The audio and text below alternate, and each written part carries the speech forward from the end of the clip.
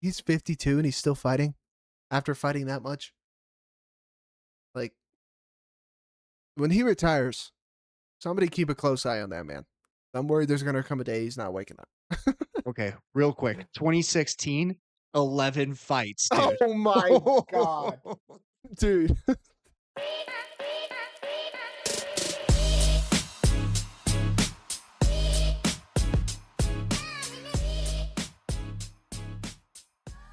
Ladies and gentlemen, welcome back to another episode here on Locked Door MMA. We're your hosts. I'm Brevin. This is my good buddy JP. And in today's episode, we will be breaking down and going over our predictions for every single fight. UFC Fight Night, Adesanya versus Pfyer in Seattle, Washington. But before we do, we have a few things to cover, including last weekend's card, which carried some controversy. But first, we want to give a quick shout out to you guys as our current subscribers, as our new subscribers. Welcome to the Locked Door MMA community. And JP, I got to do a quick shout out to a man that goes by Haas, aka Harry. He was in the live the other night. I told him I would shout him out. Thank you for being a part of the Locked Door MMA community to those that joined over this past weekend. And the reason everyone's joining now all of a sudden, JP, is because the boys went 12-1 last week. We are the best UFC predictors in the world, and it's not going to stop. So why don't you take us through some of the outcomes from this past week's card? Oh boy. Oh boy. Yeah. I mean, addressing the elephant in the room. Um, it was not a robbery. What are we talking about? What is everybody talking about? Evloev clear as day won that fight. Yeah. Don't know. Don't have many words, honest to God. We always sit up here and say how we got screwed, how we normally went 12-1 because the one loss was a robbery. This time we're on the other end of it and it benefited us. We'll take it. All right, I'll take it. Quick little question for it. Do you think the fight was a draw? No, You don't think it was a draw? I don't. And maybe, I mean, Do you think so? You think Murphy won, in I your do. opinion? I do. I do. I mean, I think he clearly won rounds 3, 4, and 5, in my opinion, Evloev, and then 4 with the point deduction. Like that would have been the first 2 for Lerone, 3 and 5 for Evloev. Wasn't it 3 with the point deduction? It was in round 4. 4? And so if you look at it that way, like I scored it a draw in that sense, but the judges didn't see it like that. The judges saw round 1 for Evloev, which was a little bit interesting, right? Because I thought Lerone won the first 2 and then we were really in trouble. But I was telling the viewers on the live, like, I was so biased coming out of that first round. I would have to go back and rewatch the fight. I was just very upset that he wasn't shooting takedowns. So Uh-huh. I don't know. There's a little bit of the personal bias that was going on. Well, that's exactly what I was gonna say. I think he won 1 through 3. And then the point deduction, like me and you were texting back and forth. So maybe that's what it is. Maybe because I was so pissed off. Because again, we don't want to fucking wrestle. And then this dipshit in his corner. Oh, I will. One more round. Right then and there, I was like, oh, we're so screwed. We're so screwed. Makes no sense. A couple of the buddies that were watching it with me were like, is this one of those situations you were talking about? Like, you get paid to be more entertaining? I'm like, I have no idea. But no wrestling. And then you decide to wrestle. You get every takedown, I think, except for one, maybe. But yeah, I think Lerone won. Honestly, could just be biased. You know how upset I was. I mean, both of us were just livid when they were reading the decision. And then because I flipped it over to I was watching a flag football thing on commercials, and I flipped it over to that. I was pissed. Come back and they're interviewing him, and I was like, let's hear what this dipshit has to say. And Michael's like, after this win, what do you want next? And I was like, what are we talking about, dude? And so we went nuts there. I was like, hey, all I heard was another juicer hit. That was it. But Yeah, and that's what I was messaging you. I'm like, "Hey, a win is a win." And I knew you weren't watching the decision when you snapped me back and you were like, "Wait, he won," in all caps, like with 8 question marks. I'm like, "Yeah, dude." I was just as shocked when they read his name. yeah, crazy. But who knows? If I think he should fight Volk regardless. Like, if he's boring, he's boring. I don't know. He has to. He's undefeated. I know Lerone popped his hip, I think, on the spinning attack or something. That's rough. I'm sure that had something to do with the takedown defense towards the end, but is what it is. Going through the rest of the card. MVP, unanimous decision. We said it all week. Plus 250. I mean, cash your boys out. We tried to have y'all cash out, but Sam Patterson is apparently the best wrestler people have ever seen. Oh my God. I Yeah, don't get it. they couldn't stop telling me all week how big of a mauler Sam Patterson was gonna do, to my boy MVP. They were like, "Yeah, he's gonna ragdoll your boy, take him down and submit him. MVP's never seen someone like Sam Patterson." And I'm like, "Guys, what are we talking about? Sam Patterson does not do that to people. Like, go watch any of his fights." Go watch any film. Any film, or look at the ESPN thing where it shows you the stats of the fight. He is not a wrestler, bro. Yes, he has good jiu-jitsu. He is not a wrestler. He is not like that. And people just... And we like Sam. We're not trying to shit on Sam. Like, we like Sam. He's nasty. MVP's elite on the feet, and then everybody's like, it was boring. Yeah! We told you it would be. And then nobody... I don't know. Same thing with the Shamrock fight. Oh, Shamrock, I'm an elite grappler, lad. I'll submit you, lad. No, you won't. You'll punch me after the fight like you're a baby. You just had 15 minutes to do it, but Al-Sawadi, I loved the way Al-Sawadi handled that. Didn't touch gloves. I think it made Shamrock a little butthurt. And then Shamrock sitting there pointing at him, putting his hands up, like waving him forward.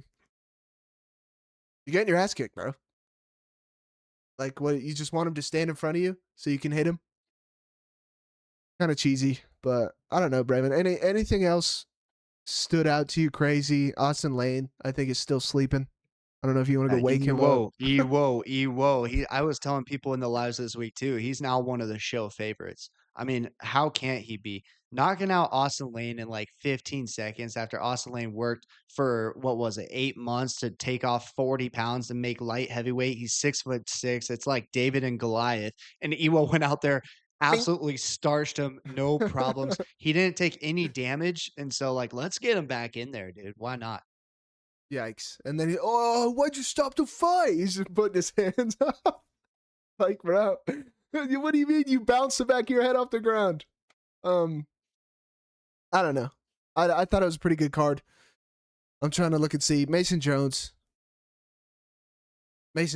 got to be up there as well, bro. He's got to be part of the favorites. That dude's a fucking dog.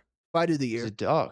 Fight of the year for sure. I mean, they went back and forth, and I've been telling everyone I can, if you didn't see that fight, go watch it. It's recorded on Paramount. You have to watch that fight. Like, that was freaking awesome. That was, oh my God, dude. I'm sitting here screaming. My wife came in. So what are you yelling at? And I was like, you just had to be there. You wouldn't get it.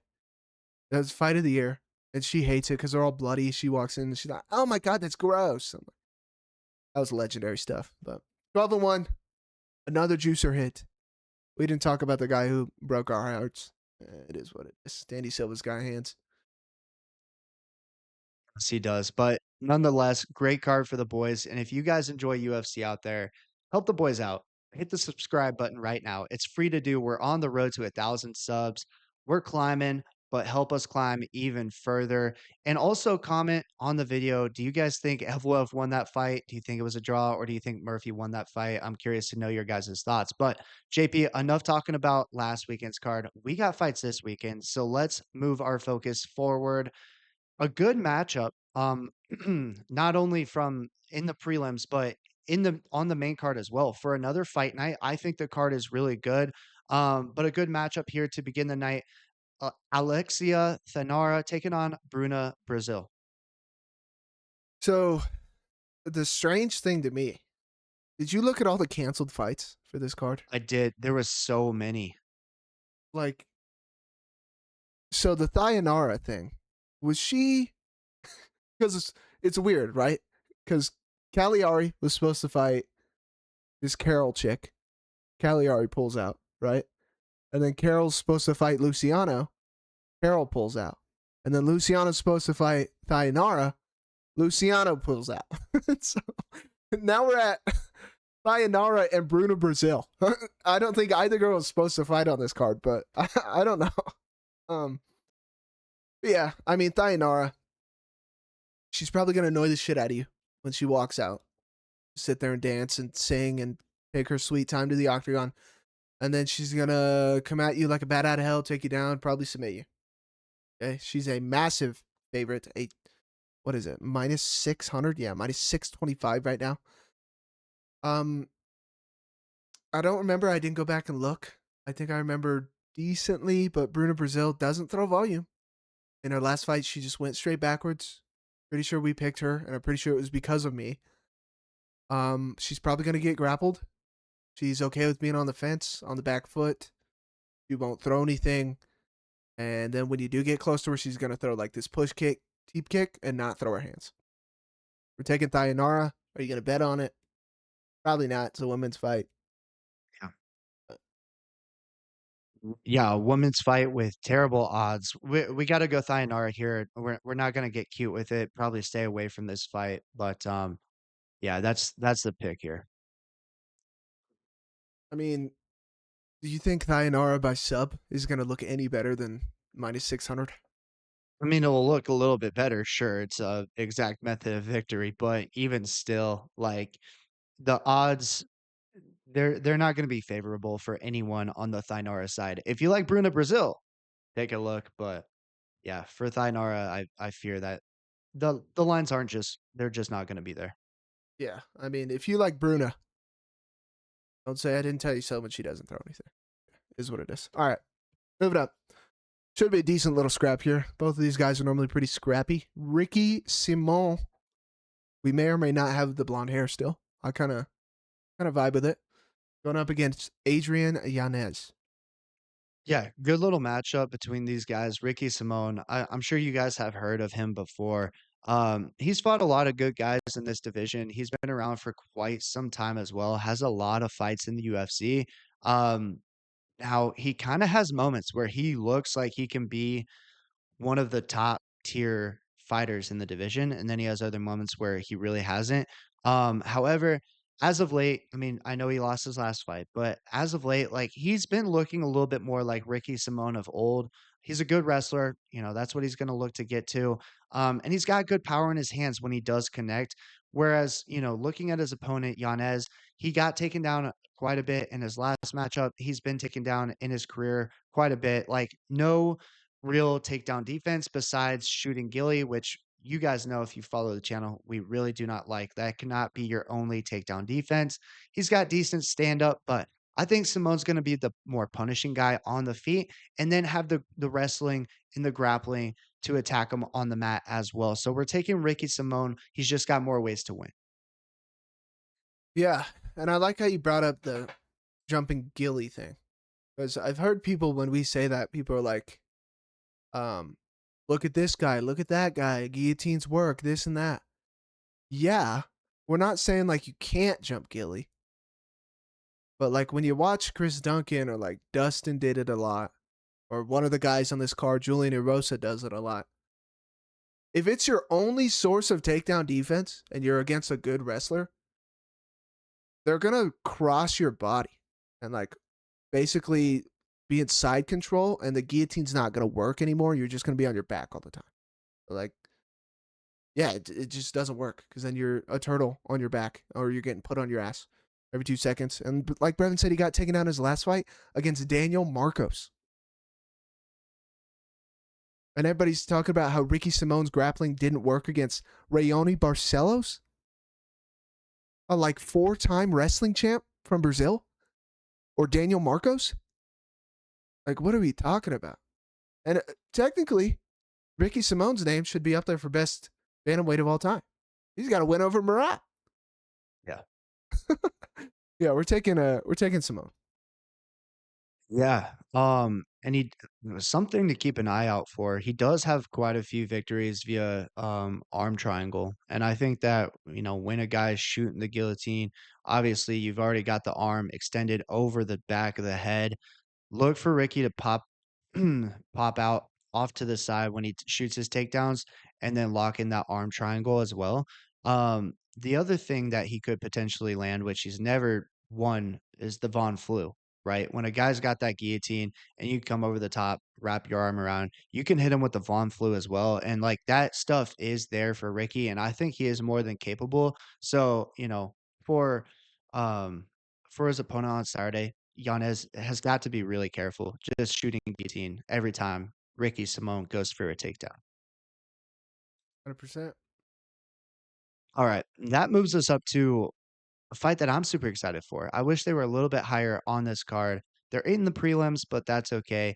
Navajo Sterling is taking on Bruno Lopes. Yeah, I think they're disrespecting our boy. I really do. Um, this one's pretty cut and dry for us guys. We like Navajo a lot. Navajo showed us what we needed to be shown in the Bellato fight. I know everybody would like to say you should finish Bellato. I'm probably one of those people that would say that. I don't like Bellato. Granted, he did win his last fight. He was getting pieced up. But Navajo's a striker, first of all. So you like to see him sprawling. You like to see him working to get up, pushing on the head, all these little things, right? Because when you're this good of a striker, people are going to take you down. It makes no sense to me when you get exposed, right? So he's shown us that. He's shown us he can go long. He's shown us he can tight, fired was what I was going to say. He's shown us he can fight tired. Um, God, that just threw me off. And Bruno's mid. Okay, the two decent strikers that he's gotten put up against in the UFC on the Contender Series is Brentson Rivera. Slumped him. And then Dustin Jacoby. Slumped him. Navajo's a pretty good striker too, and he's long just like those guys.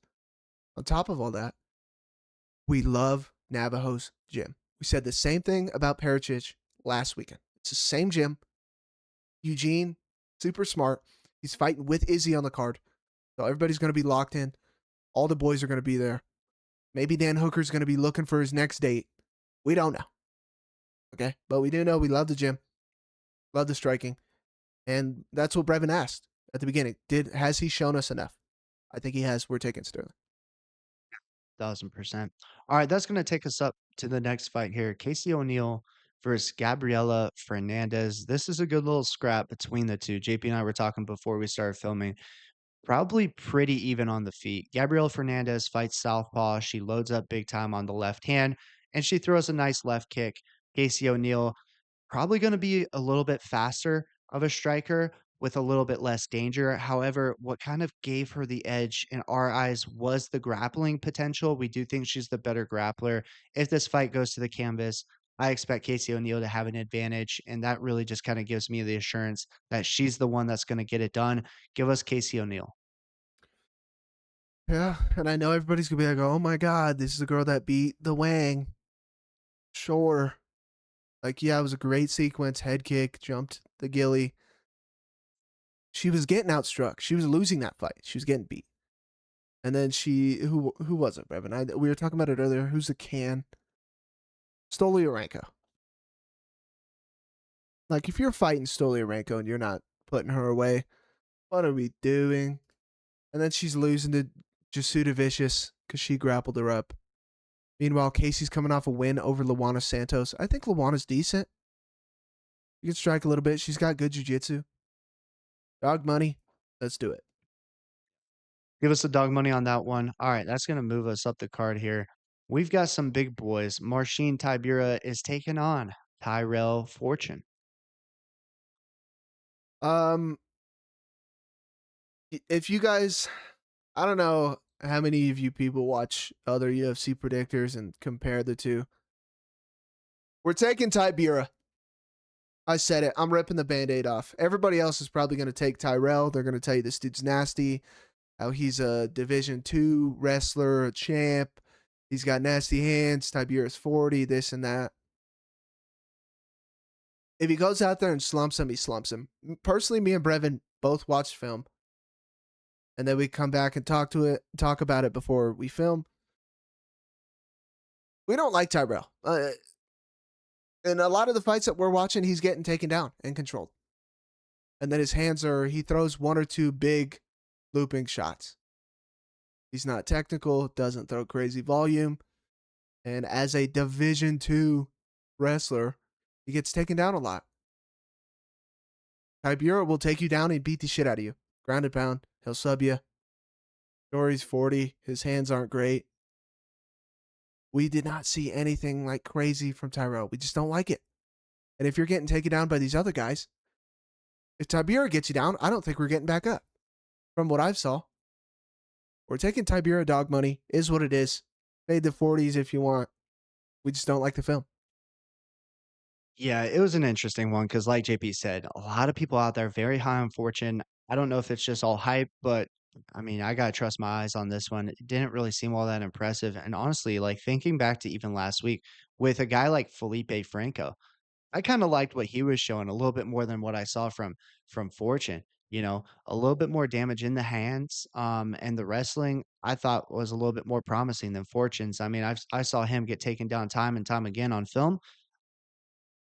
I don't love it. I mean, if Tybura gets it down, you're in a world of trouble. I mean, you're in his world. He's very good on the mat. So, yeah, give us Tybura, and if Fortune can do something crazy, then great. We have more to go off of. But what I've seen right now, I don't like. Yeah, I don't know. I don't know if people don't watch film, they just hear other people talk about it and they're like, "Oh, this guy must be good." Hmm. Like you're saying, it's just word of mouth type stuff. Who knows? All right, moving up. He returns.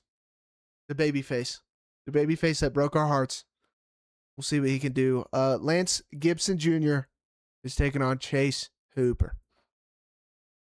Yeah, fun little matchup. Lance Gibson Jr. split decision loss to Bobby Green in his last fight. His father also fought in the UFC, so he's been around the sport for a long time. Very well coached, knows what he's doing. In this one, Chase Super is going to be a little bit bigger. I think Gibson probably has a little bit of a striking advantage, but he doesn't have necessarily consequential power, and we kind of have been talking about that a lot as of late.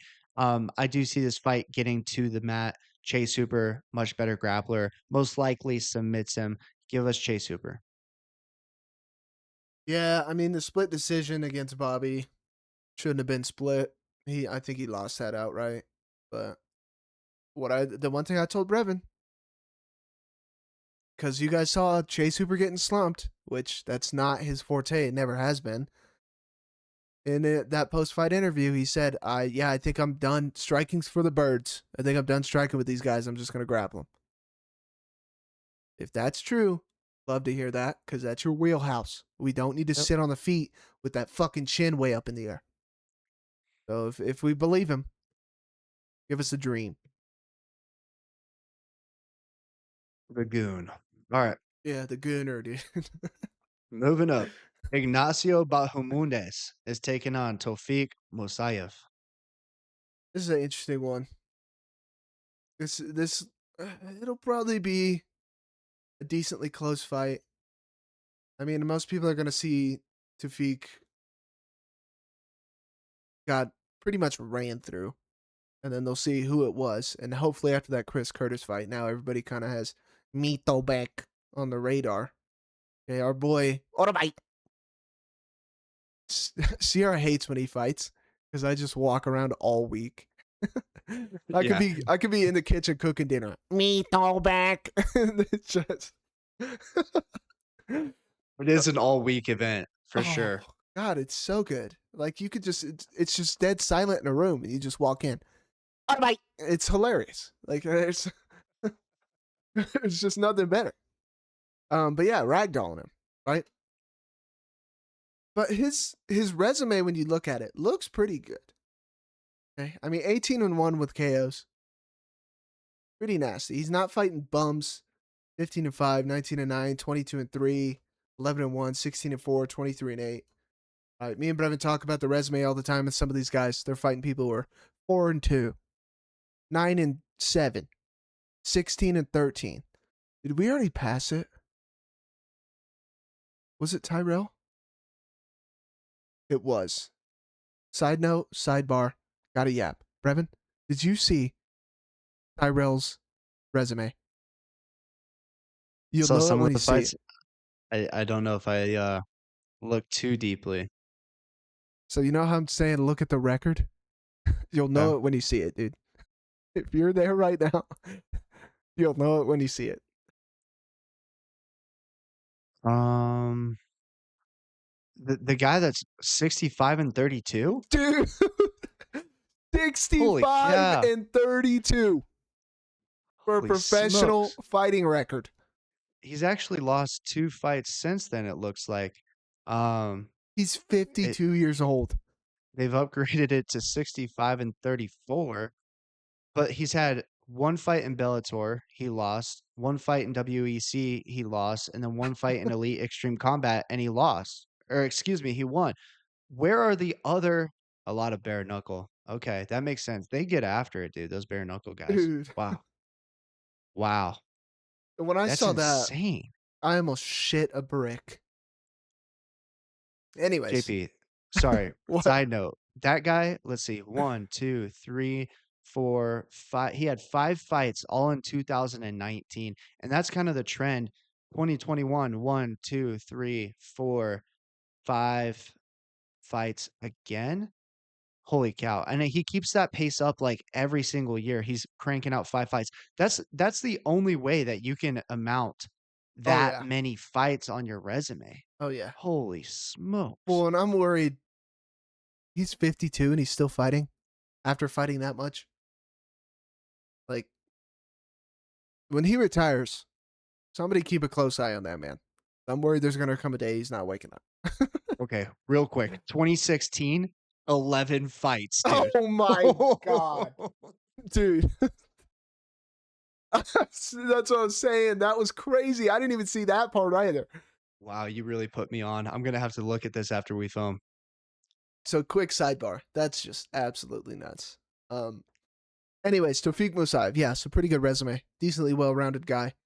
Never, I'd say, really been ragdolled like that, but he is 2-4 in his career with submissions. Is Ignacio gonna submit him? Not necessarily. I think Ignacio's grappling has come a long way. But he is very good on the feet. All right, dude, slumping Manuel Torres.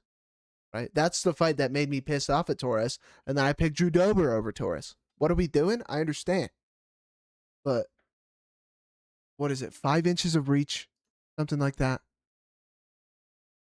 Yeah, like 5.5, 6.5. Manuel's got a good jab, a good teep kick, good leg kicks. Is this guy gonna ragdoll him? I don't think so.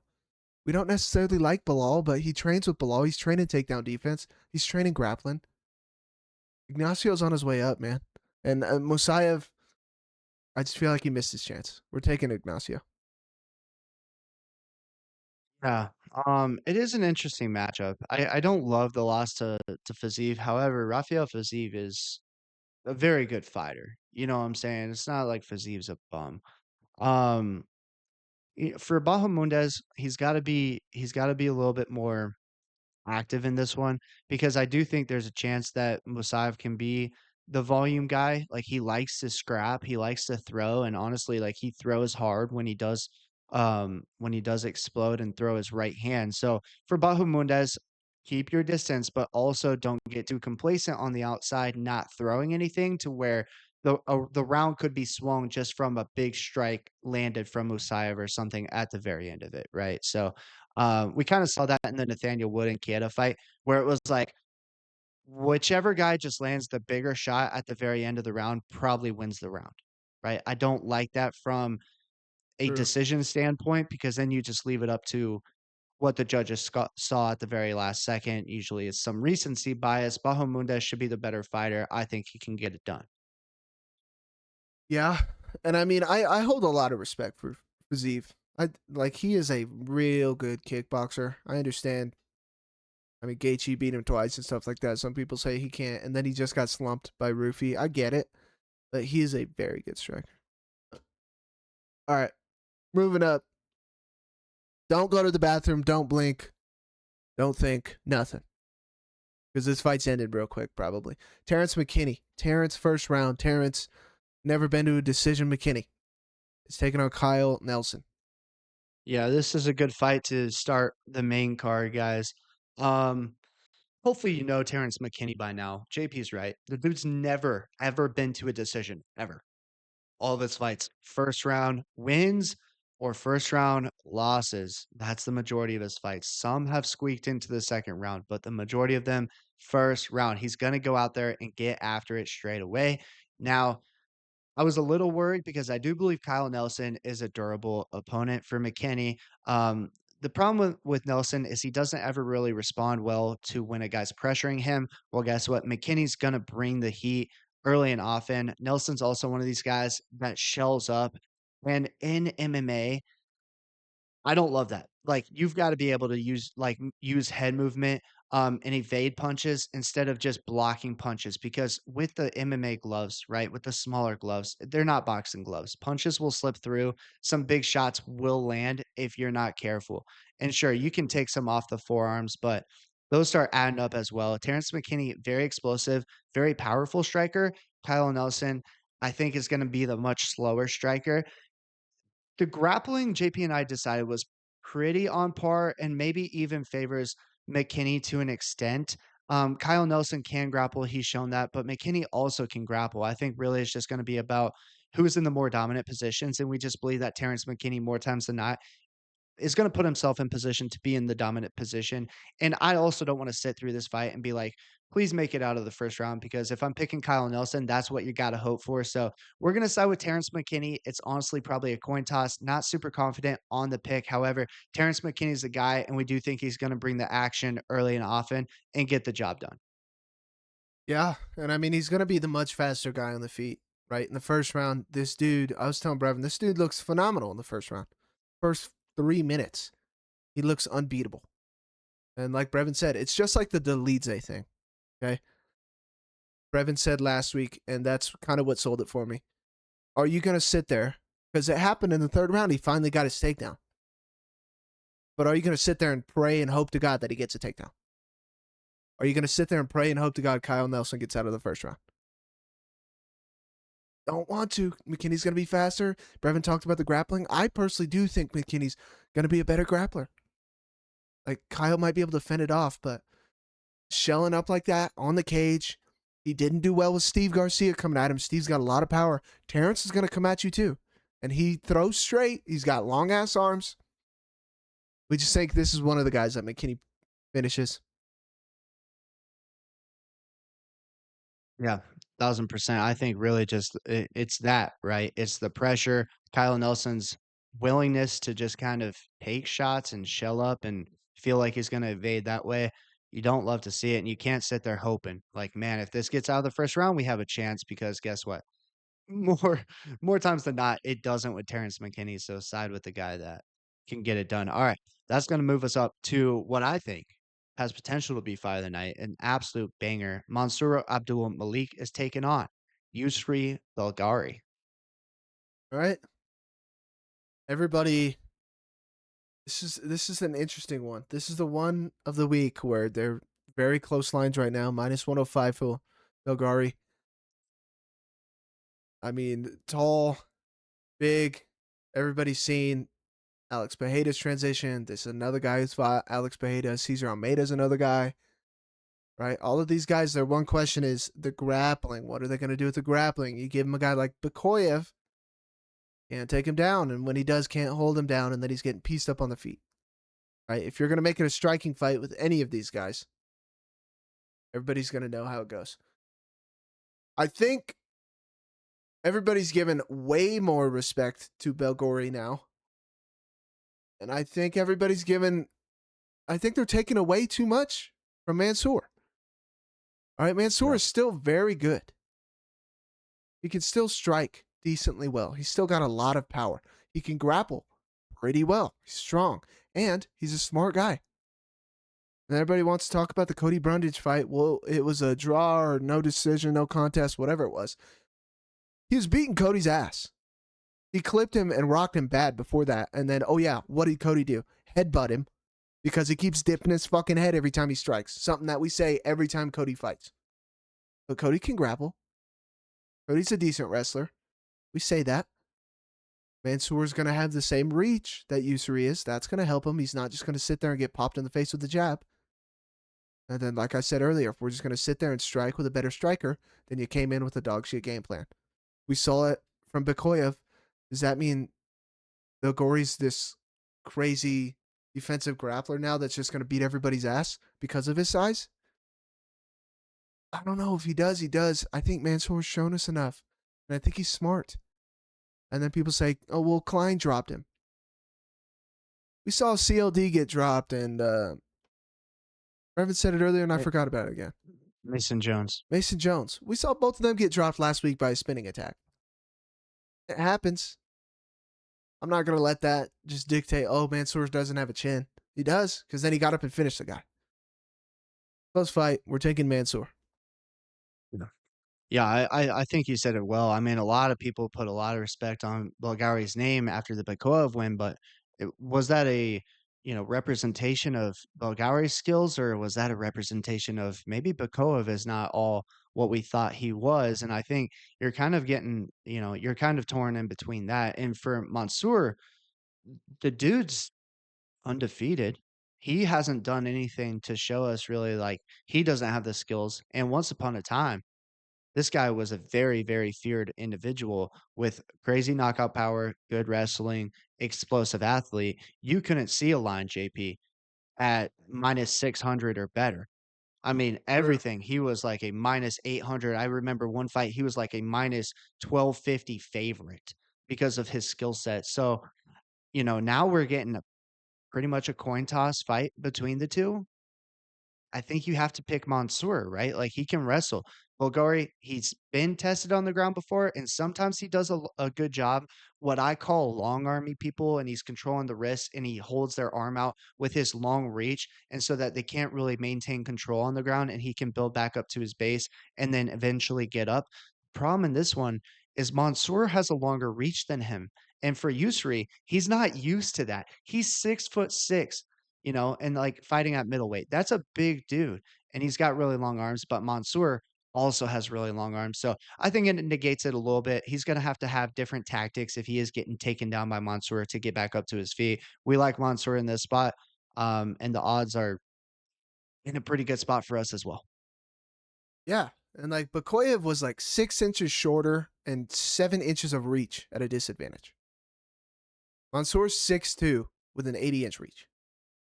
So it's not like you're saying the long arming thing. I don't think people realize that's fucking tough when you're that short. And then on top of Yeah. that, the dude's a world class kickboxer. I mean, I say it like we should have seen it when we were breaking it down, but yeah, dude, I don't know. I think everybody's hating on Mansour for the Cody Brundage fight. All right. I don't see it. Cody Brundage is a bum. He's looking for a way out. He was getting beat up. Yeah. Oh, back of the head, headbutt. Oh. Cody. And I've heard people. I mean, he ain't in our comments yet, probably because he has no idea we exist. But I've seen him in other people's comments talking shit because they shit on him. Of course. He's a crybaby. I welcome him. Guys, if you know Cody Brundage or just want to tag him in the comment section, tag the guy. He's more than welcome into my comment section. It would be nothing new for this channel. I mean, I know you're mentally weak when you're walking out to a fight and you're talking shit to the audience, To fans. to fans. Okay. All right. Moving up. This one should be an interesting one. Julian Erosa, the hometown man, is taking on the newcomer Laren Douglas. Yeah, this one's pretty simple for us guys. Douglas is going to have the better hands. Erosa is prone to getting hit on the feet. Now, if this fight gets wonky and weird and there's crazy scrambles, Erosa's alive. Like he is sneaking that fashion. JP and I talked about it before we started filming. The submissions you've seen it from Erosa before. Like he can get you with an anaconda. He has some guillotine chokes on his resume, and he's really good at doing those things. Now, the problem with him is at times can be chinny. He's been dropped before. He doesn't eat those shots very well. Douglas, we think, has a much better hands on the feet. So if this fight stays standing, which we believe it will, look for Douglas to get the finish against Erosa. But, if you wanted to play this a little bit, I mean, Erosa's submission is not a bad hedge whatsoever. Like, he's always live. However, Douglas, we just think is going to be the cleaner striker. 100%. And, I hate to Hate to shit on another Julian, because we got to stick together. Okay? But like Brevin's saying, at this point, Erosa's becoming a crafty vet. And it's kind of like Tim Elliott to me, right? He isn't known for being like elite. He isn't known for being like top of the top, but he gives trouble to a lot of guys. And he is crafty. He'll get finishes, he'll get stoppages over people you don't think he should. And he's got that perfect build that we talk about all the time, the long, skinny arms.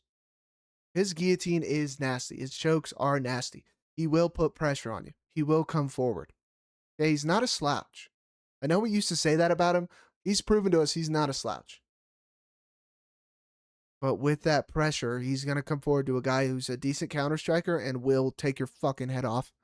And I think he walks into something. I just really do. If you're on the Erosa side, you're getting great value. 3-1 for Laren, I'm not going to lie, is kind of egregious. It's kind of sketchy. We see it all the time. Newcomer, very big favorite, turns out to not be, and then lose the fight or it's a close fight. Like Brevin said, you can play his money line, play his sub. We're in Washington. We're in Seattle. It's his hometown. All the things are there for you if you're a Julian fan. I just think he's going to walk into something big. Yeah, all of his family in the crowd. One big gasp, and then the realization sets in. No. Julian, our sweet boy. Oh, King Julian, get up. Oh, man. Oh, man. All right. That's going to move us up this card to Michael Chiesa taking on Nico Price on short notice. Yeesh. We're doing it, guys. Nico Price, dog money. No. No. We're making it short and sweet. We're taking Chiesa. Nico just got slumped badly by Veretinikov. Really bad. I think at this point, Nico's looking for money to feed his 7 children. I mean, nothing wrong with that.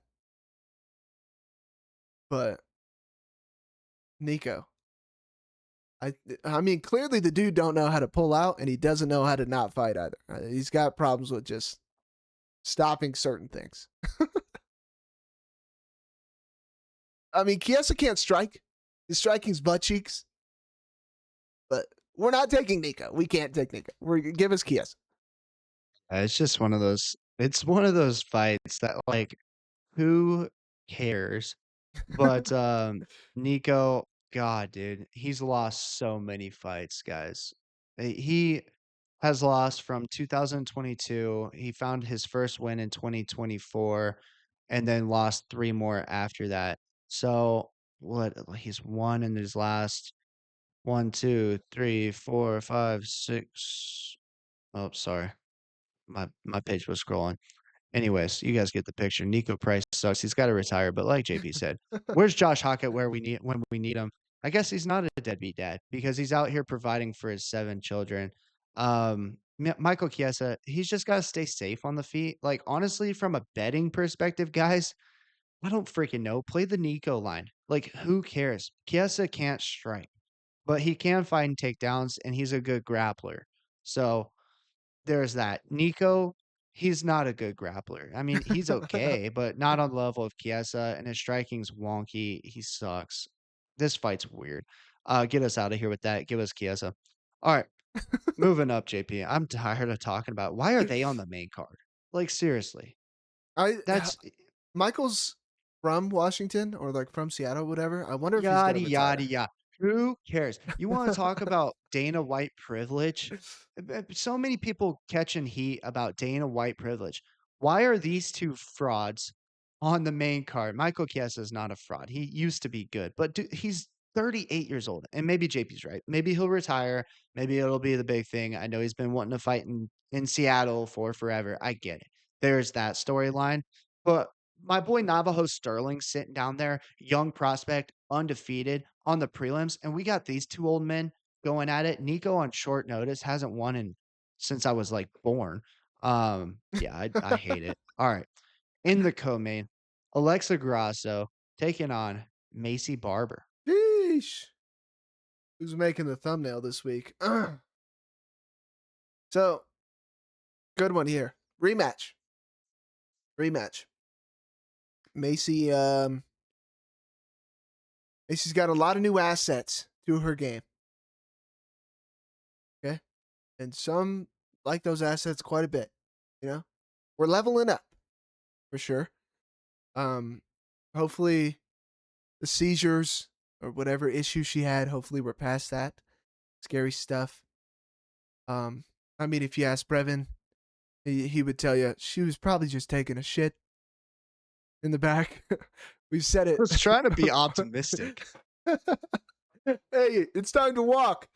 I ain't cutting this thing off. Tell him to wait. um, yeah, hopefully she's good with all that. Hopefully that's passed. That's scary stuff. She'll throw, right? She'll throw volume. Like her volume's pretty good. Yeah, they're both very similar. Macy's almost to 5 a minute. Alexa's just under 4.5. Macy's not accurate. She just throws. Which like it looks good, sure. Her chin's sitting there. It's not like way up in the air, but it's just sitting there. She just throws forward and it's just a lot. It's like spazzy. And she can grapple a little bit. If you're going to ask me who the better grappler is, I think it's Alexa. I think Alexa can box really well. My only problem with Alexa is we are on our fucking back too much sometimes. And I know it's shocking for me saying that because 90% of the male community, the fans for the UFC, will probably tell me, what is your problem with Alexa Grasso being on her back that much? Because they probably all love it. I'm not saying in that fact. I can't even talk. Yapping too much. Stop being on your back. I understand you're throwing up this, you're throwing up that. Throw up one or two, get off your back. Is Macy going to out-grapple her? If we get to transition scrambles, I don't think so. Alexa's resume is way better to me. Valentina, Natalia Silva. The only girl who I think could compare to that resume, Karine Silva, I don't want to hear shit about. Talking about being on your fucking back too much, I'm done with Karine Silva. I do not care. And she doesn't throw anything. She literally does not throw volume. Caitlin Sermonara? Are we serious? Are we serious? Aaron Blanchfield and Rose both canceled fights. Alexa's resume is way better. She's already beat her once. We say it all the time. It's hard to beat the same person twice. I don't care. Alexa, I just think she's better. Don't be on your fucking back too much. You win the fight. Give us Alexa Grasso. Dog money. Yeah, dog money. Be smart about it. If you're Alexa, like you know the game plan. The one thing we have said, like, it's hard to beat the same person twice. So some of these rematches, we usually side with the person that lost the first one. Um, However, as of late, like we've low key been picking the person that won in their previous matchup. And some of that comes down to like the stylistic matchup. It's not even like they're so evenly matched and it's such a close fight. It's like, no, this style is just gonna still be their style when they fight again. So the same person should theoretically win. And usually that happens if that's the case. And I think, with their style, the striking, the boxing from Grasso, she's seen Macy's abilities before. She's felt her inside of the octagon. So I think she's going to be just fine. She'll know what to do. And I think she'll pull out another victory against Macy Barber. I mean, and maybe, I don't know. I'm not even going to say that because I'm not even going to put bad juju around it. He's getting the dub. All right. We made it. The big one everybody's been waiting for. One that, honestly, I think all week, no matter what side you're on, people are going to say, you're an idiot for this, you're an idiot for that. And it's one of the ones where whatever side you're on, whatever happens on Saturday, they're going to be screaming at the other side. It was an easy pick. You're a dumbass, this and that, blah, blah, blah. Joe Pfyer. Joe Body Bags Hates Mexico Pfyer is taking on Israel Adesanya. Guys, intriguing matchup. And JP's not lying. This is going to be a tough week from social media. I can already see it. Like, there's going to be fan bases on both sides that tell me that no matter which way I side, I'm wrong. Let's talk about this fight a little bit. Joe Pfeiffer, if you guys haven't seen the dude fight, a lot of power in his hands, right? He loads up big shots. He can hit you like a Mack truck at any second. He can put you out or at least have you really badly hurt. Also a good grappler. Like his grappling, not utilized all that much in his UFC bouts, but he does grappling tournaments on the sides. And as well as some of his fights, he's shown that he has skills on the ground as well. Israel Adesanya, I mean, hopefully you guys know who he is. If you don't, an elite striker, really long, very quick, high IQ fighter as well. JP and I talk about IQ a lot. The one thing that I was mentioning before we started filming as well is he kind of like keeps his body somewhat fresh. Like he only fights usually like once a year, or at least that's how it's been recently. Yes, he's getting older, but he's only 36 years old. And sure, he's lost 3 in a row, but they've been to some of the best that this division has to offer. Joe Pyfer, on the other hand, he's been climbing his way up, fighting lesser competition, but looking pretty good in those matchups. Taking a look at this matchup in particular, Izzy's gonna be 6'4" with a 5-inch reach advantage. I like his speed on the feet. I like the IQ. I like the kicks. Pyfer's volume doesn't really show me enough that I can feel comfortable taking Pfeiffer, and this is another one of those situations. If I'm sitting there the entire fight, hoping and praying that Pfeiffer either finds a submission or that big home run overhand shot that puts Izzy out, I'm gonna be very frustrated when Adesanya just pieces him up for 5 rounds. Izzy's shown that he can be durable, he can eat big punches. Sure, he's had some chin issues with Imavov, I get it, you know, but at the same time, Israel is still Israel. And this is his, one of his final opportunities to really show us that he still has what it takes. He just took a little bit of a step back and he's going to come back better than ever. And I think he can do that. Give us the guy that's been in championship rounds before versus the guy that has struggled and shown durability issues as well as cardio issues when the fight goes a little bit longer. Give us Israel, the last style bender, Adesanya to get the job done. And I mean, this is just a real full circle moment for me. It really is. Here in Brevin, say Adesanya, the way he does, brings it back to when we first started the channel. And we had somebody giving us death threats. Did I say it the same way as I did back then? Yeah, I don't think yes, I don't think yes. I corrected myself at all. Adesanya, whatever. Adesanya. Adesanya. Yeah, I put the Y a little bit further up in his name. Who cares? Buddy wasn't happy. Okay, Buddy was lighting Brevin up, calling him fat, calling him this, telling him he was gonna kill him, this and that. He was telling us to meet him in the streets of Australia. And Brevin said, "Yeah, we own Australia, buddy. Okay, we own you." um, yeah. So very crazy full circle moment for me. But it is what it is. We're riding with our boy one last time. If Pfeiffer slumps him, Pfeiffer slumps him. I don't see Pfeiffer ragdolling him. Who's the last person to ragdoll Izzy? Oh yeah, Jan Blachowicz. Oh, no. I can hear him right now already, going straight to the comments. Actually, it's Drake. It was Drake. He didn't ragdoll him. He did not ragdoll him. He jumped a choke when he was fucking tired after Izzy was, oh yeah, winning the fight. I'm not saying he's not good. Yes, it was a great move by Drickus. It's a great win. Huge win.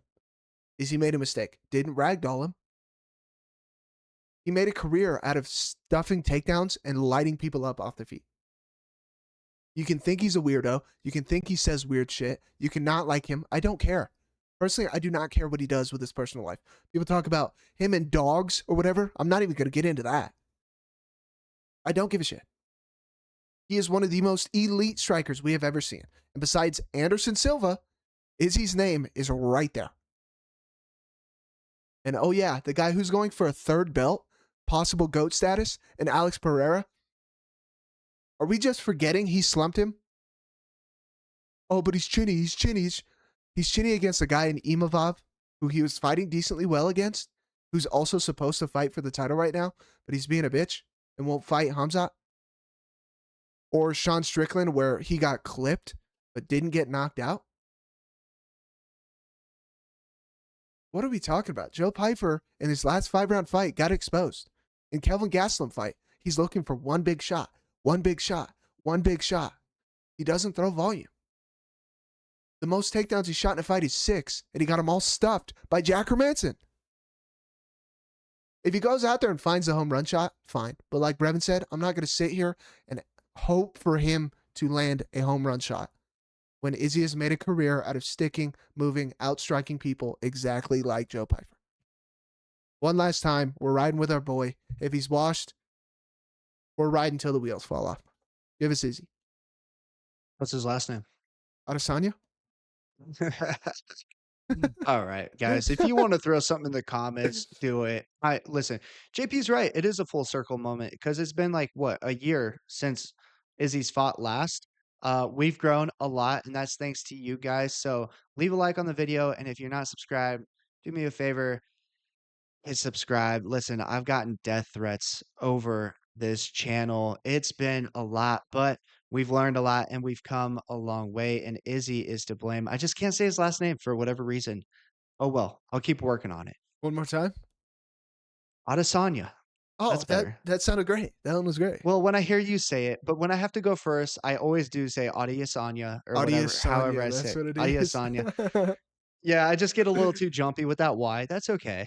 All right, that does it for the card. It doesn't do it for the show. Don't go anywhere, guys. We have your free show parlays coming your way. Last weekend, the lock hit and the juicer hit. The juicer's been on an absolute tear, mind you. JP, let's start with Lockdoor MMA's lock of the night. Tell the people who we're locking up. We're doing a 2-leg lock, and I'm surprised at Brevin with this one. First leg, Nico Price to have another child. Check it. Lock it in. Lock him up. First leg. All right. The next one. A lot of spots on this card we could have gone that we like, but Brevin made a great point. It's a lot of red flags also. There's a lot of fights that you're like, we could lock this guy. There's a good point you could make. Makes the lock a little sketchy.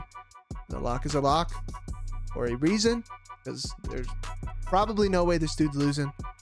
We're taking Navajo Stirling. Navajo Stirling, he's either knocking Bruno out or he's going to unanimous decision again. I don't know how many times we have to tell you guys this.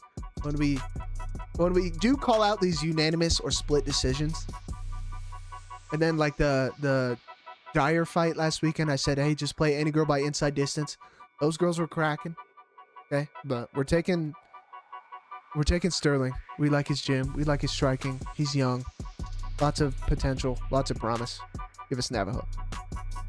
Yeah, 1,000%. All right, now it's time for Brevin's basic. Let's start with the lock. Give me Navajo Stirling to get it done. And then, listen, I don't do it a lot, but we're going to include the first fight of the night. Give me Alexia Thainara to get the job done. And then to round us off here, this one's off of trust. I've got to trust this man's words, and I'm going to. Give me Chase Hooper, the dream, to get the job done. He's just got to grapple, and he's going to be just fine. Chase Hooper, Stirling, and Thainara, all three of them together, is your basic for the week. Is that no main card fighters? Yeah, none of them on the main card. See? You guys could hit one already and go into the main card with a little bit of extra cash. Throw on somebody, okay? Throw it on Izzy, throw it on Pfyer, whatever you want to do. All right. Brevin said it himself. The juicer has been on a freaking heater lately. Just like us. And nobody's happier than your boy. Okay? We're missing it by 1. We're missing it by 2. Now we're not missing it. We're dialed. That being said, this week is probably, if it gets close, gonna be the sweatiest fucking juicer we've ever had. Okay. Starting it off with the lock. A boy's starting it off hot. Okay. He's winning. Thrown by unanimous decision on there. KO or decision. You don't like the minus 600, that'll probably be minus 350. There you go. A little bit better. The next one.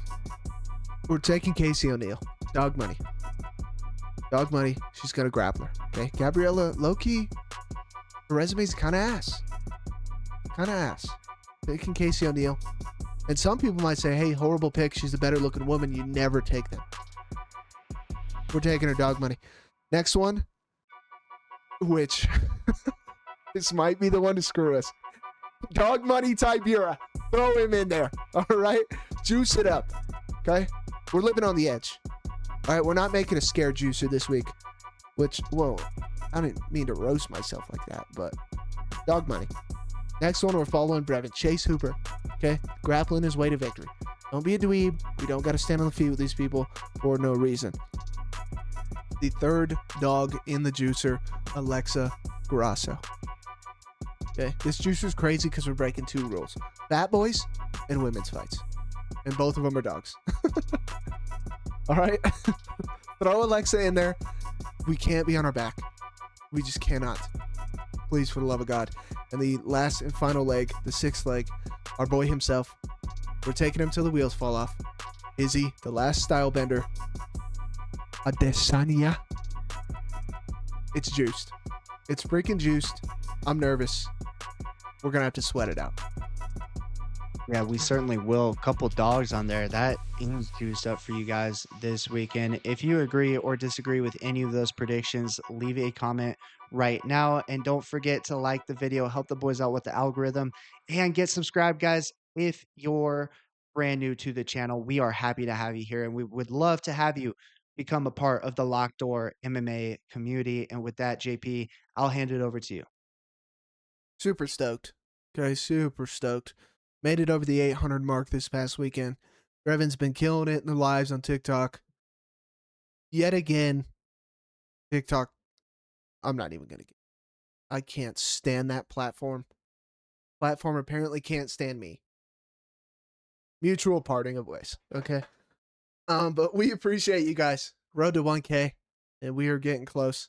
Man, we have been on an absolute heater. This weekend's card, it's one of them ones, man. It's one of them ones. You're either going to look real good, or everybody's going to say, oh, I told you so afterwards.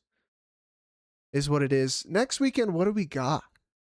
We got another fight night, and then we got another pay-per-view. All right. So stick through it. Numbered event. Yeah. My fault. Any other news, Brevin, that we should touch on before we let the people go? Can't think of anything. Normally we have news. Normally we have news outside of the UFC. I'm trying to think. Nothing's coming to mind. It might be a newsless week for us. Yeah, pretty simple, pretty straightforward. Just locked in on a heater. What can we say? Best predictions in the world, ladies and gentlemen. Another week, another set of fights. As always, it was a pleasure. Bingo, bango, baby!